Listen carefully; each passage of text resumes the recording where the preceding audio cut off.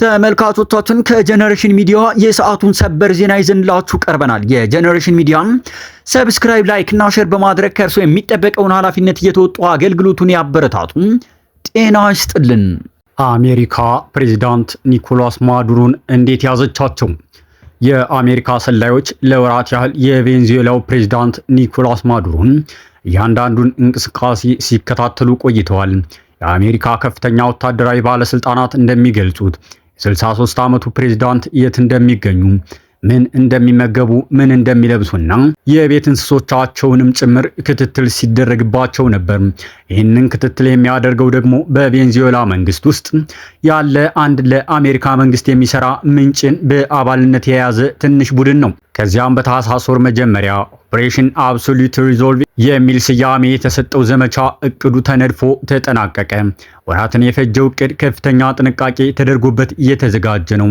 በእቅድ ዝግጅት ውስጥ የተሳተፉ የአሜሪካ ኤሊት ወታደሮች በቬንዙዌላ ዋና ከተማ ካራካስ የሚገኘውን የፕሬዝዳንቱን ደህንነቱ የተጠበቀ ማቆያ ሴፍ ሃውስ አስመስለው በመገንባት ጭምር በምን አይነት መንገድ ማዱሮን እንደሚይዙም ተለማምደዋል። ከቀዝቃዛው ጦርነት ወዲህ ባልታየ አኳኋን ዋሽንግተን በላቲን አሜሪካ ልታደርግ ያቀደችው ይህ ወታደራዊ ጣልቃ ገብነት በሚስጥር የተያዘ ነበር። የአሜሪካ ኮንግረስ ስለ እቅዱ አስቀድሞ ገለጻ አልተደረገለትም፣ ምክረ ሐሳቡንም አልተጠየቀም። የዘመቻው ሂደት በዝርዝር ተዘጋጅቶ ከተጠናቀቀ በኋላ ከፍተኛ ወታደራዊ ባለስልጣናት ጥቃቱን ለመሰንዘር አመቺ ሁኔታዎች እስኪፈጠሩ መጠበቅ ነበረባቸው።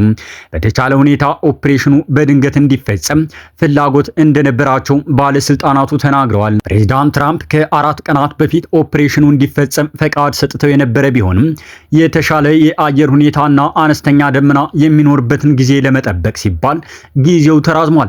ፕሬዝዳንት ዶናልድ ትራምፕ ኦፕሬሽኑ እንዲጀመር ፈቃድ የሰጠውን ትዕዛዝ ያስተላለፉት በቬንዙዌላ አቆጣጠር ሌሊት ላይ ነበር። ፕሬዝዳንቱ ከ4 ቀናት በፊት፣ ከ3 ቀናት በፊት፣ ከ2 ቀናት በፊት ልንፈጽመው ነበር፣ ከዚያም በድንገት ሁኔታዎች ተመቻቹ፣ እኛም ጀምረዋልን ሲሉ ከኦፕሬሽኑ በኋላ ተናግረዋል። ትራምፕ ትዕዛዙን ያስተላለፉት በቬንዙዌላ ሰዓት አቆጣጠር ከእኩለ ሌሊት ቀደም ብሎ በመሆኑ ሰራዊቱ አብዛኛውን እንቅስቃሴውን በጨለማ እንዲያደርግ አስችሎታል ብለዋል። የአሜሪካ ወታደሮች በአየር በየብስና በባህር ተንቀሳቅሰው 2 ሰዓት ከ20 ደቂቃ የፈጀ ኦፕሬሽን ፈጽመዋል። የኦፕሬሽን መጠንና የተከናወነበት ሁኔታ ከዚህ ቀደም ታይቶ የማይታወቅ ሊባል የሚችል ነው። ትራምፕ የኦፕሬሽኑን ሂደት የተከታተሉት በዋይት ሃውስ ሲቹዌሽን ሩም አልነበረም። ይልቁንም በፍሎሪዳ ፓልም ቢች በሚገኘው ማራላጎ ክለባቸው ውስጥ በአማካሪዎቻቸው ተከበው ሂደቱን በቀጥታ ስርጭት ተከታትለውታል። የሲአይኤ ዳይሬክተር ጆን ራትክሊፍ እና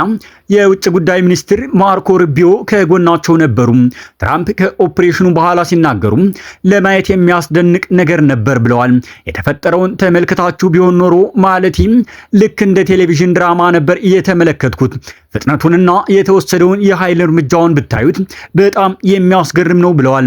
ባለፉት ወራት ፕሬዝዳንት ትራምፕ ማዱሮን በዝውውርና በሽብርተኝነት ናርኮ ቴሮሪዝም ሲከሱ እንዲሁም በቀጠናው እጽ ያጓጉዛሉ የተባሉ በ10 የሚቆጠሩ ትናንሽ ጀልባዎች ላይ ጥቃት ሲፈጽሙ ከርመዋል። ከዚህ ጊዜ አንስቶ በሺዎች የሚቆጠሩ የአሜሪካ ወታደሮች ተሰማርተዋል።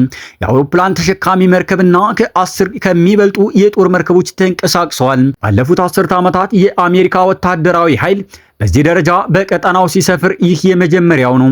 ኦፕሬሽን አብሶሉት ሪዞልቭ እየተካሄደ ስለመሆኑ የጠቆሙት የመጀመሪያ ምልክቶች የታዩት ሰማይ ላይ ነው። የአሜሪካ ባለስልጣናት እንደሚናገሩት በሌሊቱ በተካሄደው ኦፕሬሽን ላይ ቦምብ ጣዮችን፣ ተዋጊ ጀቶችንና የስለላ ሰርቬላንስ አውሮፕላን ጨምሮ ከ150 በላይ ተዋጊ አውሮፕላኖች ተሰማርተዋል። ትራምፕ አውሮፕላኖች ያረፉበት መንገድ፣ የተዋጊ አውሮፕላኖች ብዛት፣ ሙሉ እንቅስቃሴው እጅግ ውስብስብ ነበር ብለዋል። ሊፈጠር ለሚችለው እያንዳንዱ ሁኔታ ተዋጊ ጀት ነበረን ሲሉም ገልጸዋል። በአካባቢው ሰዓት አቆጣጠር ከሌሊቱ 8 ሰዓት ላይ በካራካስ ከፍተኛ ፍንዳታዎች ተሰምተዋል። በከተማዋ ሰማይ ላይ የጭስ ደመና ታይቷል።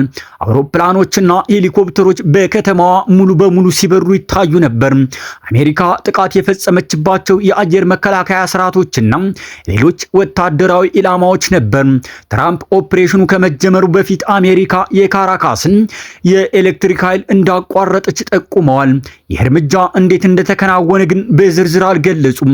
ባለን የተለያየ ሙያ ብቃት የተነሳ የካራካስ መብራቶችም በአብዛኛው እንዲጠፉ ተደርገው ነበር ብለዋል። የአሜሪካ ጦር ወደ ካራካስ የገባው በከተማዋ ዙሪያ ፍንዳታዎች እየተሰሙ በነበረበት ወቅት ነው። ኦፕሬሽን ውስጥ የኢሊት ዴልታ ፎርስ እንዲሁም የአሜሪካ ከፍተኛ ልዩ ተልዕኮ አሃድ አባላት ተሳትፈዋል። በከፍተኛ ደረጃ ታጥቀው የነበሩት እኚህ ወታደሮች የማዱሮን ደህንነቱ የተጠበቀ ማቆያ የብረት በሮች ለመቁረጥ የሚያስችላቸውን የእሳት ማቅለጫ ይዘው እንደነበር ተነግሯል። ወታደሮቹ ወደ ማዱሮ መገኛ የደረሱት ሌሊት 8 ሰዓት ከ1 ደቂቃ ላይ ጥቃት መፈጸም ከጀመሩ ከአጭር ጊዜ በኋላ ነው። ትራምፕ ፕሬዝዳንቱ የነበሩበትን ቤት በካራካስ እምብርት ያለ ምሽግ ሲሉ ገልጸውታል። በተጠንቀቅ ሁኔታ ላይ ሆነው እየጠበቁን ነበር፣ እየመጣን እንደሆነ ያውቁ ነበር ብለዋል። ወታደሮቹ እንደደረሱ ተኩስ ተከፍቶባቸዋል። ከአሜሪካ ሄሊኮፕተሮች አንዷ ተመታ የነበረ ቢሆንም መብረር አላቆመችም። በቁጥጥር ስር የማዋል ኃይሉ ወደ ማዱሮ ግቢ በመውረድ በፍጥነት ተንቀሳቅሷል። ትራምፕ ሰብሮ ለመግባት ወደማይቻልባቸው ቦታዎች ሰብረው ገቡ። የብረት በሮቹ የተቀመጡት ለዚህ ተብሎ ነበር ብለዋል። ኤሊት የአሜሪካ ወታደሮች ወደ ማዱሮ ግቢ ሲጎርፉ የቬንዙዌላው ፕሬዝዳንት ወደ መሸሸጊያው ክፍል ለመሸሽ መሞከራቸው ትራምፕ ተናግረዋል። ደህንነቱ ወደ ተጠበቀ ቦታ ለመሄድ እየሞከረ ነበር፣ ነገር ግን ቦታው ደህንነት ያለበት አልነበረም፣ ምክንያቱም በ47 ሰከንድ ውስጥ በሩን እናፈነዳው ነበር ብለዋል።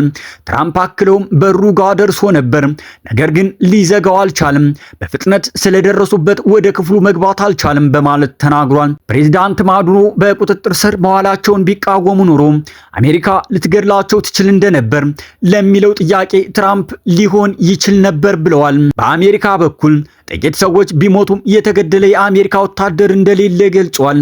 አሜሪካ ይህንን ኦፕሬሽን ከመፈጸሙ አስቀድሞ ማዱሮን ለመያዝ የሚያስችል መረጃ ለሰጠ ሰው የ50 ሚሊዮን ዶላር ሽልማት አዘጋጅታ እንደነበር የሚዘነጋ አይደለም። ተመልካቾቻችን ከጀነሬሽን ሚዲያ የሰዓቱ ዜና እነዚህን ይመስሉ ነበር። የጀነሬሽን ሚዲያን ሰብስክራይብ፣ ላይክ እና ሼር በማድረግ ከእርሱ የሚጠበቀውን ኃላፊነት እየተወጡ አገልግሎቱን ያበረታቱ። ጤና ይስጥልን።